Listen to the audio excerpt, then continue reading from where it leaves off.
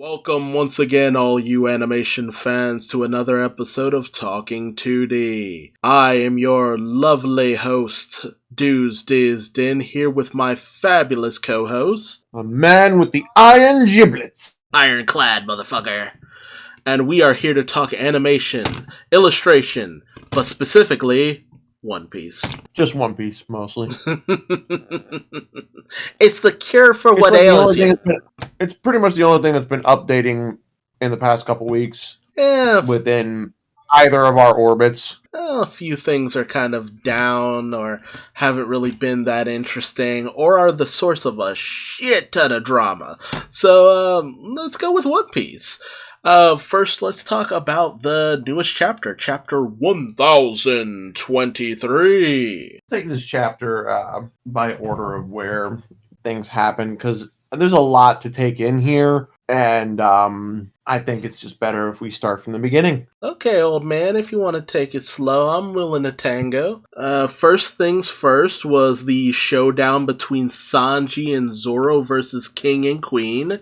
Fucking chess matchup in this bitch. I'm noticing a very considerable similarity between both these matchups. How so? And it's that, well, simple. King and Queen hate each other probably just about as much as Zoro and Sanji do. Yeah. The only difference is Zoro and Sanji have, like, the wherewithal to just be like, if he dies, I'm fucked, so let me make sure he doesn't die. And that kind of leads into proper cooperation and teamwork on their part. That is true. They each have a moment where they do come in to defend each other.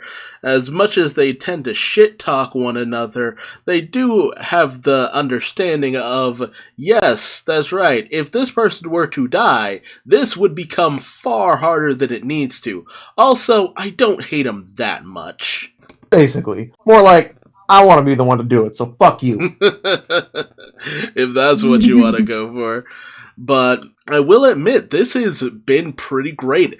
I know it'll probably end up breaking off at some point, but seeing a actual kind of tag team matchup with the two highest ranking members of Kaido's forces against our two strongest Straw Hats, it's just, I don't know, something about it just really makes me feel kind of happy, because we don't normally get stuff like this. Yeah, it has been a hot minute since we've seen this level of cooperation in One Piece, and on this scale, ooh, buddy, it's something else. Yes. How about all these casual, like, references to, like, this chapter had equal parts action and lore thrown at us. Yeah, there was a lot in this chapter. Yeah, let's see. There was Queen making reference to what King's race is, and possibly alluding to the fact that maybe that's what Sanji's whole deal is with Diable Jambe. Because Queen is actually the first character who's called Sanji out on that. It's like, bro, what the fuck? Your foot's on fire.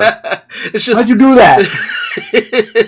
Sanji's bullshit response. You know, it's funny too, because a while back in an SBS, which is Japanese Ask Me Anything, Oda did, you know, someone was just like, how does Sanji's foot do this thing? And he was just like, oh, I'm pretty sure you're seeing things.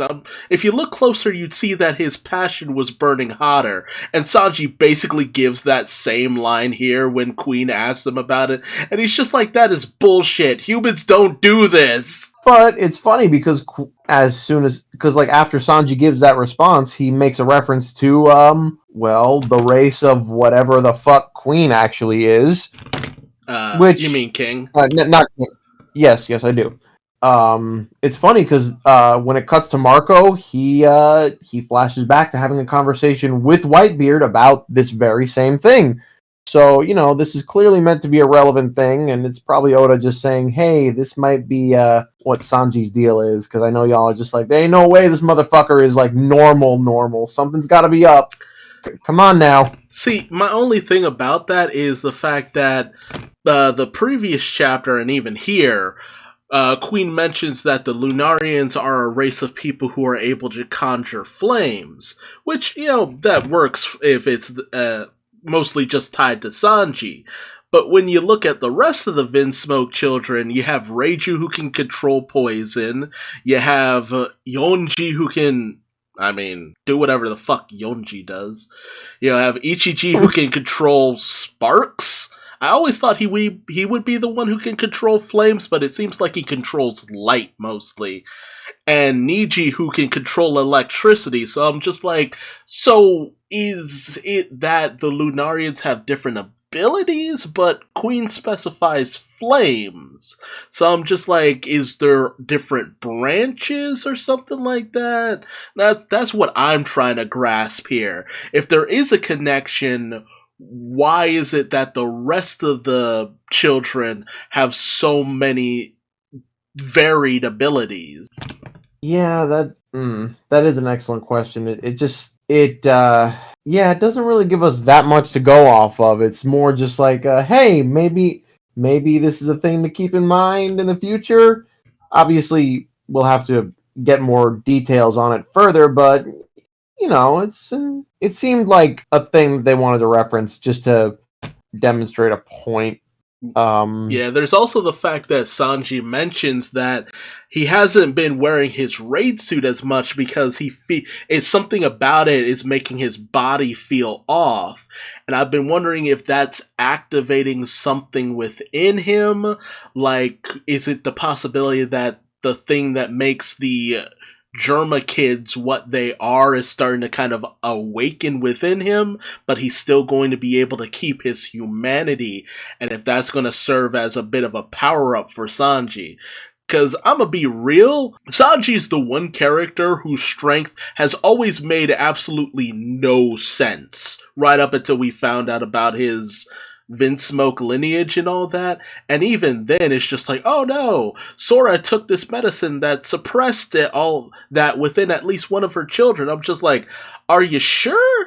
Because I don't think Sanji should be able to kick boulders apart working on a restaurant. I mean, retail does kind of get you up in arms about some shit, but not like that. If so, I'd be kicking down mountains at this point.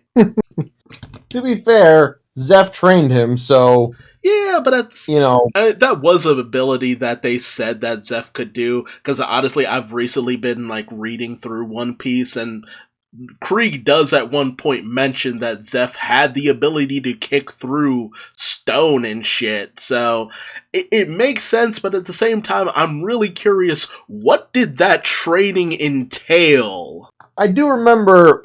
I can't remember the specific point, but I do remember early on in One Piece, somebody hit Sanji particularly hard, and just to talk shit, he's like, "Man, that was bullshit. The old man's kicks were harder than that, and I didn't even die." I'm just like he said that shit so casually, like, "Man, you ain't shit. I've taken harder hits than that. I didn't even die." But see, that reflects badly back on Zeph, because it's just like, Zeph, why were you kicking a child full force? Why were you doing this? Because fuck them kids, obviously. Oh god. But let's see. I think that was it for Sanji. Queen is on some high shit, being like, let me show you the power of a cyborg that even Vegapunk can't create. And you see that he has armament hockey and shit, so it kind of looks like Queen's about to go Dr. Octagonopus on Sanji. That would actually be kind of hilarious, because, well, first off, we have seen Queen be able to do that, right? Nope. Or am I thinking of something else? I actually checked in on it. This is actually the first time we've seen Queen actually use armament hockey. I'm not talking about armament hockey. I was thinking more along the lines of just like a laser out of his mouth. Oh no, we've seen that plenty. Okay, yeah. That's what I'm expecting in the Dr. Octagonopus. Just like charge up a massive beam and just... Exactly, because between all the weird limbs that he has flying all over the place with the clamps on them, and they're just going all over the place. I mean, fuck, dude really wanted to mod himself somehow. Don't know how he did it, but hey, he did it. He did it the same way Frankie did it. You still have questions? Fuck you, that's how. Because that really does seem to be the explanation for how cyborgs work in this universe. Like, how does that work? Fuck you, that's how. because nothing about Let's how Queen can move his neck makes any sense. Yeah, oof. Like I really just the way his neck segments the way it does. It's just like It's kind of nasty. how does that work? I mean, it's definitely nasty, but like, how does it work? Is my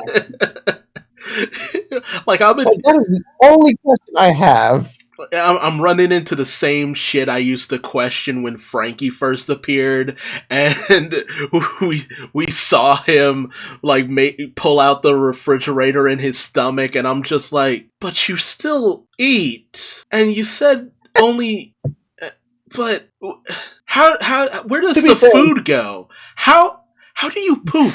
How do you poop? You can't have to be internal fair, organs.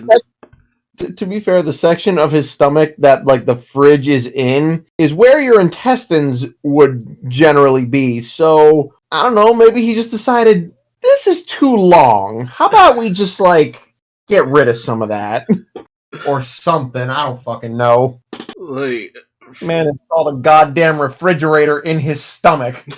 like Frankie already raised so many questions that I already kind of had to come to terms with never knowing the answer. So at this point, it's a little bit easier with Queen, but not by much. Not by that much. Because Yonji, he's doing the same shit with his neck that Yonji was doing with his fingers. So Yep. as you don't see him do that outside of the raid suit. So I'm I just here thinking, know. how? And it's so obvious that Oda just kind of does it for shits and giggles, but at the same time, it's just like, Oda, no. Please.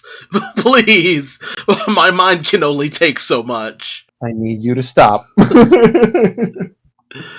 Uh, Okay.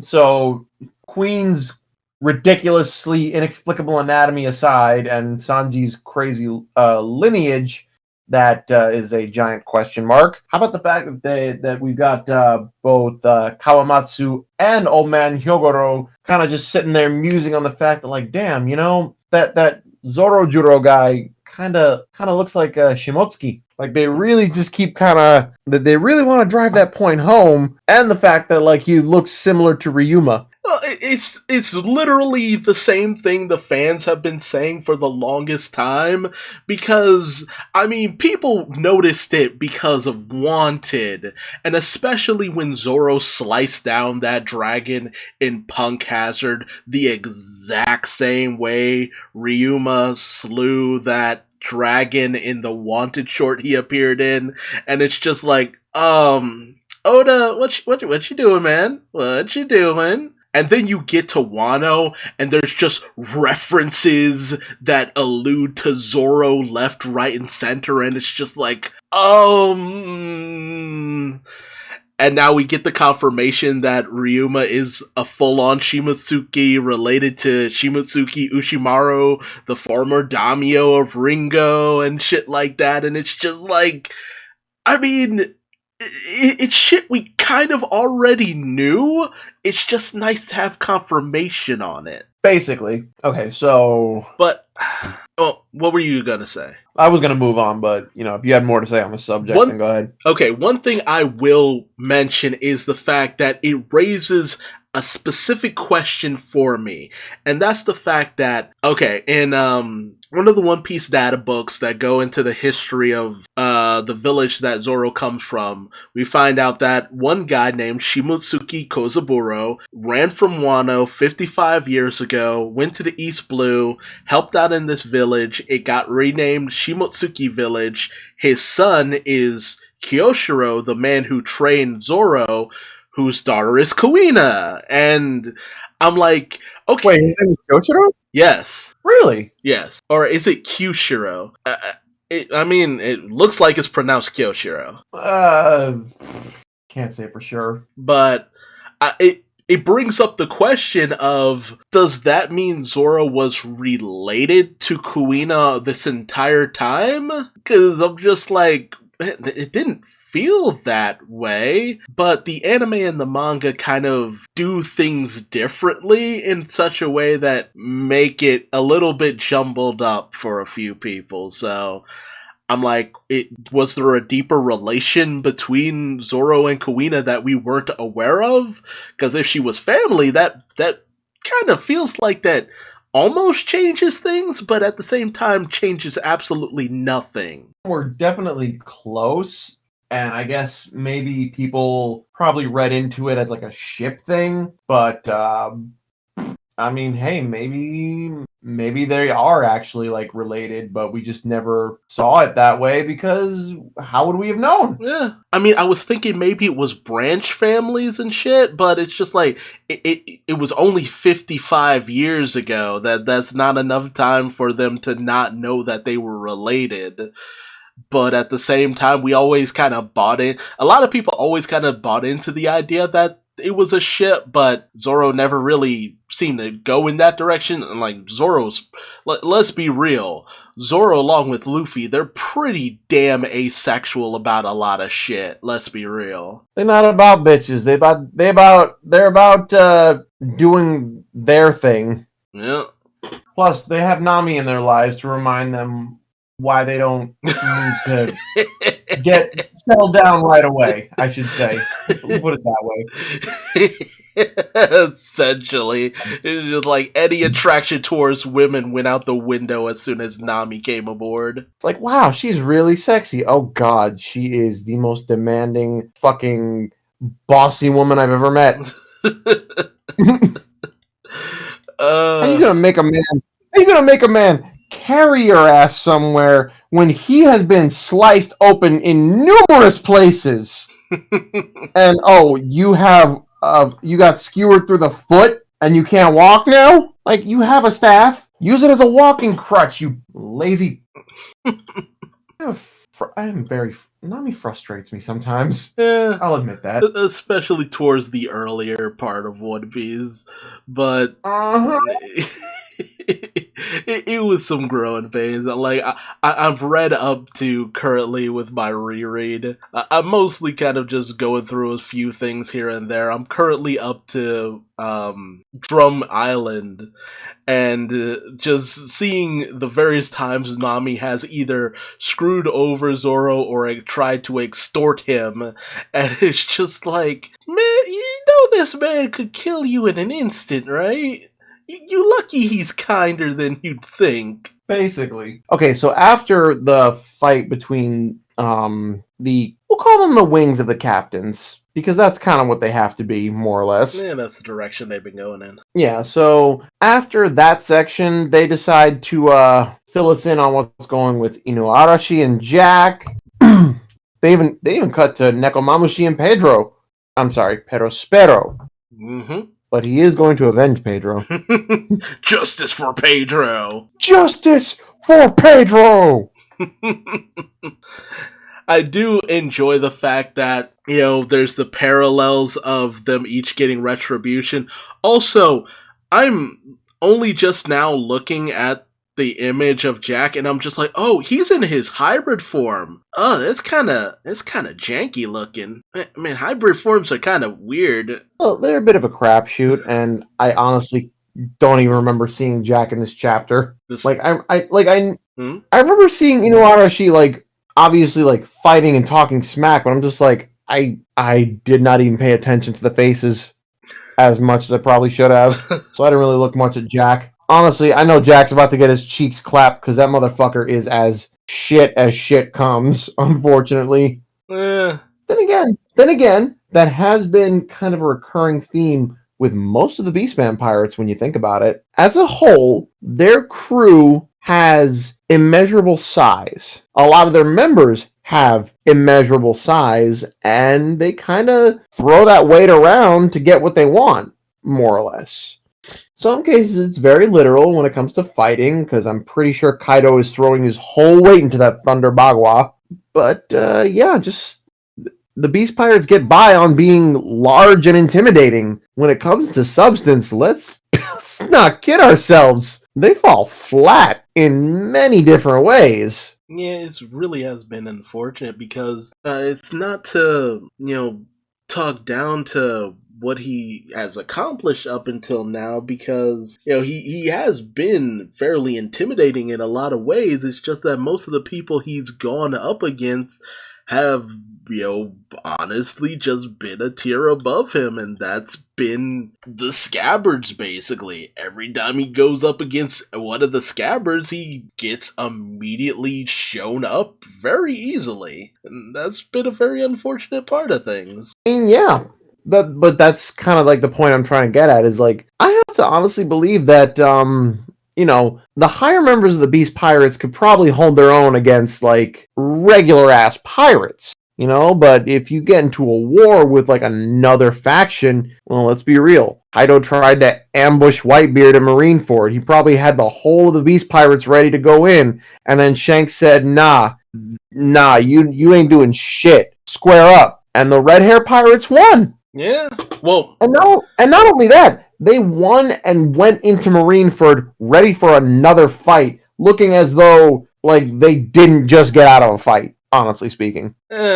See, I find that section kind of debatable, mostly just because of the fact that, we're told that they were stopped by the red-haired pirates, but it's never outright said that they got into an actual fight. It's kind of alluded that it was mostly a situation of, do you really want this smoke right here and now? Because we could do it, and we could both fuck each other up, but are you sure you want to do that?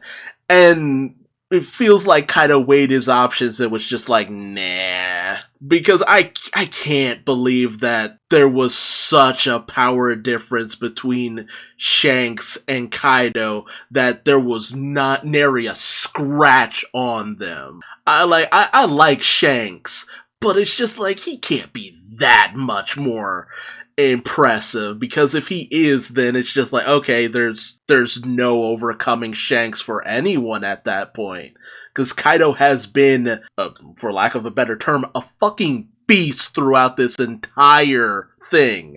Sure, Kaido has, but the rest of his crew, like, they really cannot compare to him. Yeah, but let's also be real that you mean to tell me that Kaido wouldn't go after anybody else in Shanks' crew? That he was just so caught up with just Shanks that, they did none of the other Beast Pirates, that King, Queen, Jack, the Toby Ropo, they didn't get involved in anything? I don't know, man. I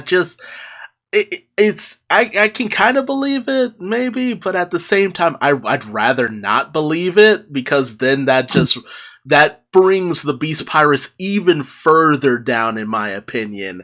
And at that point, it's just like, then they were nothing to begin with. They were never good. And then it just starts to make no sense that, Kaido ever gained any form of territory. Because after a certain point, Big Mom starts looking more impressive than Kaido. At least in terms of manpower.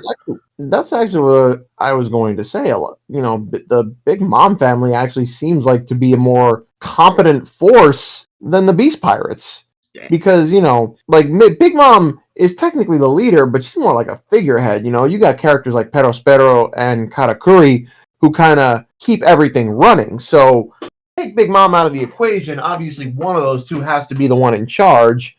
Obviously it would be Katakuri, because he's far more powerful than Perospero, but the Big Mom Pirates could be its own force without Big Mom. The long and short is, from what I've seen of the Beast Pirates, they couldn't function without Kaido. And I think that's kind of an interesting parallel. Actually, you're right.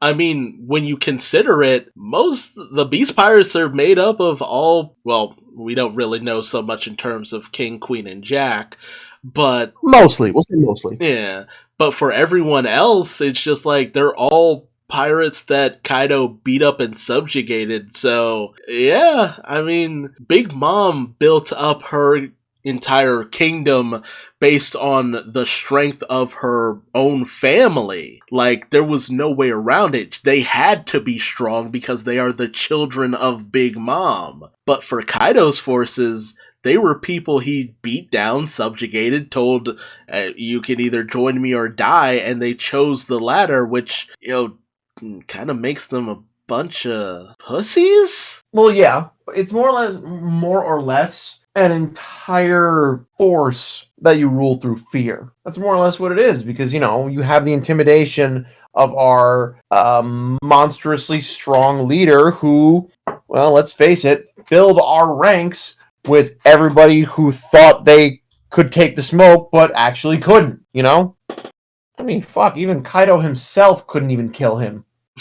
Yeah, that's actually a very disappointing perspective. Honestly, that kind of makes everything that's gone on in Onigashima feel honestly weaker than Whole Cake Island then. I mean, you could look at it that way, but I kind of like the parallel here between like these two crews, because they're forming an alliance now. So if that alliance persists after all is said and done in Onigashima, then you've got a pretty considerable force, because you've got the Big Mom pirates who will more or less keep everything running. You'll have the Beastmen pirates who, at the very least, will have manpower behind them. And if nothing else, you've got two powerhouses in the form of Big Mom and Kaido. There are advantages to this alliance, for sure. The question is whether or not it's going to see the end of the night on Onigashima, which is, debatable. well, it's deeply debatable. And that's But I have to admit, for a villain organization, for the power structure to be based solely on fear like this, I mean, yes, it's the thing that ultimately dooms them. So narratively, that works. But also, the like you said earlier, when the fact that his crew consists of just people that he has enslaved, whom he said, "Join me or die," and they chose not to die. It's like that's an intimidating factor. So yeah, I like the idea that, narratively speaking, the Beastmen pirates were just kind of like Kaido's fodder force. Because let's face it, the man could do whatever the fuck he wanted himself. He probably just has like this massive crew of people under him because he doesn't want to be the guy taking all the hits like he probably was when he was in Rock's Zebek's crew. Yeah, that's a really decent outlook on things. Honestly, most of the Yonko kind of formed their crews out of an experience that they've had previously, and so that probably would be the direction that Kaido's backstory went in.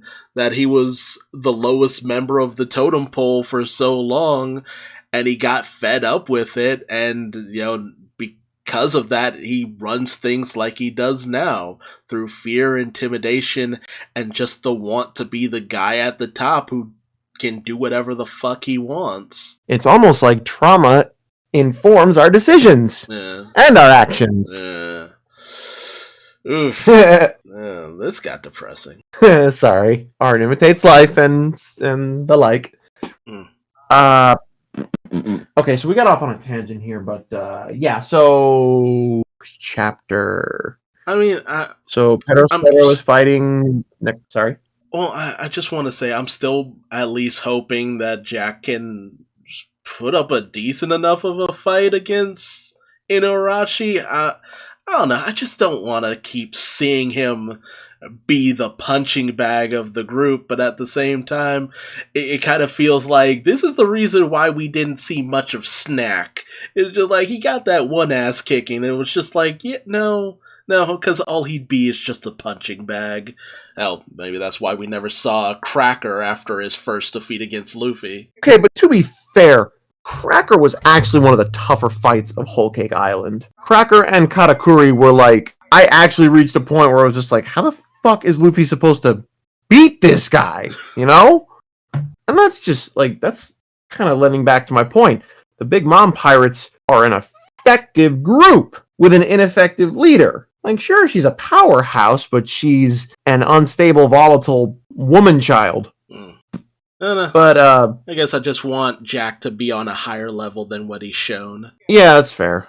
I'm kind of getting distracted, or at the very least, I'm getting off topic, or the thoughts I have kind of take me away from the point here. It's one of those nights. I mean, it's fair if you want to see Jack like be better than what he has been, because he's been kind of a disappointing villain for the most part, and you want a villain to not be disappointing. So I would say Jack, Queen, and King definitely got to deliver on those fights. Like, yeah, they're going to lose regardless, but man, make them work for it at least. I guess ultimately I just wanted to see. I was hoping to see Jack fight Jinbei, if nothing else, just to kind of be like, you got the three toughest Straw Hats up against the three toughest of Kaido's forces, but and not to disvalue Inarashi or anything like that, but it's just like, fight against Jack being a parallel to Nekamamushi's fight against Perospero. It's just like, man, you being put on the same level as Perospero? Fuck that, man. Like, you can't, like, discount Perospero. He is, like, one of the higher ranking officers of the Big Mom Pirates, Oh, don't get me wrong, he definitely is. But he's also a bitch. Yeah, unfortunately, that candy of his doesn't really have that much combat application. Like, let's be real. At what point has... aside from when he actually managed to get one over on both Wanda and Carrot, but most of Perospero's time in Wano has been him getting smacked the fuck up. I mean, you gotta give him this. He can take a hit because he just continues to get the fuck back up. Like, seriously. Honestly, I'd be okay with both, Arashi and Nekomamushi's fights at least being 2 chapters each. That way it looks like Jack is actually, putting up a decent fight and not being a total scrub lord. And we can get the same thing out of Perospero. These characters can have like a bit of redemption that they probably need or not, whatever. I don't care either way. But, being the top members to the crew of an emperor, you definitely want to bring your A game. Yeah, but let's be real. After what we've seen happen with the Tobiropo, these guys are getting half a chapter each, and that'll be the end of things. Probably. Although, to get away from that, the fight between Raizo and Fukurokuju seems to be accelerating in intensity as it goes along. I'm not sure what the fuck is the deal with that. I'm gonna be okay with whatever happens, because like I said, it's just Oda telling Kishimoto, that ninja shit you do is cute. Watch me do it better. I will admit, now that the anime has started to get into the Battle of Onigashima, I'm just like, man, anime, with the style you've been bringing and the incredible amount of detail you've been putting into everything, every little bit of, I don't want to say disappointment, but whatever I feel is lacking from the chapters that have shown these showdowns is probably going to be done so much justice in the anime, and I'm so ready for it. Same. Like, I get the feeling that, like, I've been having this feeling for a while now. Like, Oda's kind of covering the most important events per chapter because there's just a lot to go through. So, he's probably more than likely just covering the main important things, moving the story along, and then when it gets to the anime, it's just like, all right, y'all, go nuts. Go crazy. Don't care. Yeah. Just make it fun and exciting. Yeah. But, man, I want them to tighten this shit up a little bit more before we get into, like, the finale of things, because I'm just like, man, I don't know, man. I get the idea of wanting to cut out the filler or whatever, but, man, some of these fights just have not been what I've been hoping for, and I'm just like, Oda, I know you can do better than this. I guess it really goes into what you were saying. The Beast Pirates were just really not that much to begin with, because, man, these fights just have not been doing it for me, and I'm just not used to that. I understand where you're coming from, because, like, these fights do have a disappointingly short runtime and coverage. Disappointingly short runtime, disappointingly short coverage. So, like, we cut in every so often seeing them looking a little bit more rough around the edges more and more, and then in the past few chapters we've just been seeing the conclusions to a lot of these fights. But they've been going on in the background. They have all been like quick quick. Like, done almost immediately quick. If I had to compare it to anything, is that it feels like we're getting the Grand Fleet fights versus the Don Quixote family, but with Straw Hats involved, and it just has been like, oh, okay, that's cool and everything, but nothing bigger has come from any of these fights. I've been getting like the vibe of like Alabasta. Like when the war started and they're trying to stop the rebels and the Royal Army from fighting, and Baroque Works is doing their thing and the Straw Hats have to fight each of the members. I feel like we're getting to that point because those fights were like just one after the other, like important shit was happening in between, but those fights would almost knock out, like they'd take a full episode in the anime, but the chapters, I remember them going by kind of quick. Then again, I also remember them taking up the whole chapter to get done. I don't know. I really do probably just have to look at this in hindsight once it's all done, see how I feel about it. But we've been on my bullshit gripes for too long. Let's get to the end of this. Yes. I'm just gonna go out and say it. I'm pretty sure Momonosuke looks just like Odin, because who the fuck else would he look like? He already definitely looks like Toki, so yeah, pretty much. like we have no idea what he actually looks like, but we can speculate. He wouldn't have been in silhouette in that whole little section with Shinobu bawling her eyes out the way she was if it wasn't the case. Yeah. Although it would be kind of funny if, like, he has a little bit of Kinemon in his physical appearance. He's got Kinemon's eyes. Those pervy eyes. Well, yeah. Looks like Momonosuke is a full-grown dragon. Gonna fly Luffy up to the top. Probably freak out Kaido with the fact that he looks just like his dad, and that might be the turning point to finally defeating Kaido. Probably. I especially want to see a dragon versus dragon fight. Like, when I saw Momonosuke as like a full-size dragon, I just thought, so you're gonna fight Kaido, right? Like, I know you ain't gonna, like, you're not gonna finish the fight, but you're gonna do it. You're gonna take part, right? Yeah, probably. Because, I mean, like, I know for a fact Momo is not, if he gets into a fight with Kaido, he's not gonna win. But the fact that he's a dragon versus another dragon means he should probably at least give him a little boo-boo. Hey, might as well at this point.